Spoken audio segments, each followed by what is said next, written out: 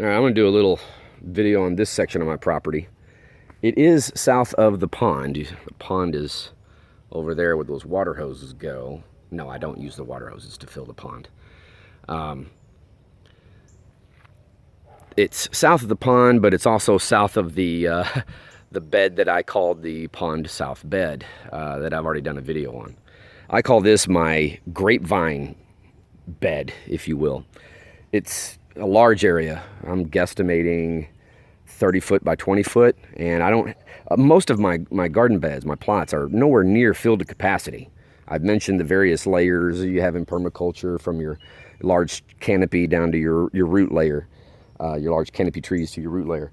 And I haven't filled every single spot on every single garden bed, but I'm working on it. Like I said, I could go out and spend thousands of dollars and buy all the seeds and crops and fill them all in one season. Or, like I've done, is spend a very small amount of money and then just propagating my own crops and filling them in as I'm able to. It's a strategy that works for me because I'm cheap like that. So that's what we have here. So I'll just take you through it. This is Mustang Grape. It is native to Texas, this area of Texas. Muscadine grapes are also native to Texas, but those are primarily grown in wetter environments. You don't generally see them here. I do have muscadine grapes on the property. They were a gift from my late father. So those aren't going to go anywhere. But yeah, Mustang grape. These are all planted from seed. A little bit of word. I've got a lot of edibles, native edibles in my yard, and they weren't all here. Most of them, in fact, did not grow here on their own. So how did I get them here? Well, there are seed companies that sell them. There's a company, I want to say it's called Native American Seeds. I want to say it's located here in Texas. That'd be a great place to get some seeds, wild seeds. But best place to get them is on the side of the road, fence rows, things like that. You're driving, I'll see a thistle, I'll see a grapevine, you name it, whatever the edible is, and I'll go and collect some seeds, bring them home, grow them, and then put them out here. So that's primarily how I got a lot of this. Some of this I have private, I have friends that have private land. I'll go out and hike and sample some seeds. And the only other techniques for getting them are technically illegal. So let's say you go to some public land, say a state park. If you collect anything and take it out of there, pretty sure it's not allowed. So, but if you're a responsible person and you collect a few seeds and you come home and you grow them, and then after you grow them, you collect seeds from the stock you grow and then take them back to the place you got them from and return some of those seeds each year, then you can save yourself some guilt if you think that you're hurting the environment, knowing that you're actually, in a way, kind of helping it by spreading these crops. So on to the inventory. Continue. Stop pontificating. All right, so here we have wild strawberry. Now you have woodland strawberry and common wild strawberry. These are common wild strawberry. I tried to grow the woodland strawberries, and they would have grown, but it's operator error, if you will. I grew them in places that it wasn't optimal. I think I still have a couple woodland strawberries left on the property, but they're not native here, so I'm not really that concerned about having all the different species of woodland strawberry. I just want what will grow. And you can make a tea out of the leaves, apparently, and of course they do produce little tiny strawberries if you can get to them before the animals do. And you see the horse herb, ever present, always mixed in. You can see, and another Mustang grape. Actually, it's two Mustang grapevines in there. Pecan tree. This is growing in a really bad spot, this pecan tree, and it's a tall canopy tree. I'll be long dead before it gets fully sized. But if it does get fully sized,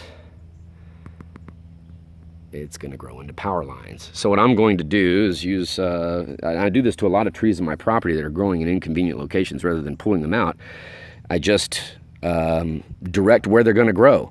So after this guy gets taller, probably about head height, I will start angling the tree with wires and encouraging it to grow this way away from the power lines. Once it gets 10, 15 feet away from the power lines, then I'll let it go up again to try to reduce the amount of maintenance nightmare. Now, I might live long enough for that to actually get big enough to get to that point where I get it wired out where it won't grow in the way, but I could always dig it up and try to transplant it. But this tree is sentimental. It's a special little tree for me and my daughter, so it's not going to go anywhere, but I will get it out of the way of these grapevines, and it will just serve as trellis material for the grapevine. I like to use living trellis. There's one right there. This is a male cedar tree. I've got a video on how I use these in my landscape, but he was actually growing into those power lines, and I've been dwarfing him out, reducing his size year over year, and you can already see it's being utilized by a maypop as a trellis. Eventually I'll have Malabar spinach over here. Like I said, every tree is going to have Malabar spinach on it. So yeah, Mustang grape. Another Mustang grape. This is the biggest, oldest vine that I have. It's probably the oldest vine I have is like 3 years, 4 years maybe. And there's this little trunk. Let's see how big it is. Yep, there you go. And that little plant that I talked about in an earlier video. Now, I had 4 elderberries. This is one of them. It survived the snowmageddon. All of them did, but it died this summer. In this landscape, in this environment, they require so much water. You can grow them, but you're going to have to dig out the soil. They need good drainage. They like really well-drained soil, and they like it to be pretty moist all the time. And it's just not something that happens here. So it's labor intensive, it's resource intensive in this environment. Wouldn't advise growing it. Is there a better shrub to grow? Maybe. A lot of the things you'll see, what's it called, black, oh my gosh, currants, or there's all kinds of little bushes that produce little berries, but if you look, most of them grow in like piney woods types regions, or the eastern, like Appalachia. Not a lot grow here. So this is supposed to serve as that layer, the elderberry, plus it has commercial value. It's all the rage right now, and everybody, at least around here, wants elderberry and elderberry jelly and syrup and things. So I was thinking maybe economically it might help the farm if I had some of these, but you know, once these other ones die, I'm probably going to clear that space and grow something that's a lot more productive, a lot more native. All right, here we have another one of the Texas Persimmons. I believe this, we haven't expressed yet, but I'm hoping I get plenty of females out of the ones that I have. If you're looking for a Texas Persimmon, there's a company I would recommend locally in Fort Worth, Texas, called Eco Blossom. And the lady that runs that is kind of a purist like me. She spends a lot of time researching and making sure that the genetics that she has are uniquely suited to this environment. I've never had a problem with anything I've ever bought from her. So if you're local, my advice, if you're looking for natives, check her out, Eco Blossom. So they do have a website. Here's another Texas Persimmon and wild strawberry. I want to say this is called three-leaf sumac. And I have a couple of specimens on the property, and they are male. This is a female. So my neighbor just behind me, her father was clearing out some brush. And most people, at least in Texas, they just clear everything out. So when I saw him over there, I ran over there because I knew there was this female three-leaf sumac that I've been wanting for years, and I've been collecting seeds from her because it grows onto my property, and trying to get them to grow from seed with no success. So I asked him if I could take the cuttings that he was cutting out of there, and I sprouted them from cuttings.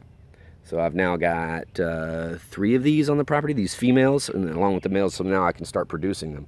I think it's beautiful. You get fall color out of it. The wildlife loves to eat the berries. There may be some value to humans with these, between the berries but you know, again, I have everything in the computer documented and written down, and I don't necessarily commit it to memory for the videos. And I probably should, or have a script like a regular YouTuber, but I'm not a YouTuber, so I'm sorry. All right, now the last 2 things I'll point out in this area, I mean, you can see it in the background. I'm not going to point it out, but you got maypops, okay? Not really going to do a lot with cover a lot with those, but this horrible looking plant is a hazelnut. This is more of my experiment of growing things from the piney woods in this area. the water usage on those piney woods type natives, it's absolutely insane. The soil's all wrong for those types of crops. And even if you dig it out and try to enrich that soil and make it better drained, it still takes a lot of water. This one and the other one next to it have been in the ground for 3 years. And it wasn't until this year that I probably have lost this one. Now, he may come back, but if he does, I'm going to lose all this growth, and it's like starting all over from seed. Probably going to rip them out and put a Mexican plum or something in. Don't know yet what I'm going to do. I was hoping that this might fill a shrub layer and give me an edible shrub to put in the landscape, but unfortunately don't think this is going to be it. Just too labor intensive to get it established. If it ever does work, it'll take forever.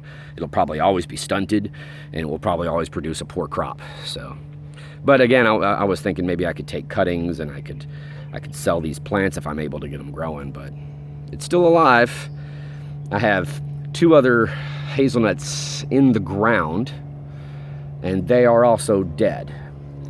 And I planted them in full sun. Now, and I planted some other hazelnuts in seasons past back here. All of the ones you see in this area are partial shade. The ones in full sun did pretty good until it got hot, and then they just immediately died. I just couldn't give them enough water.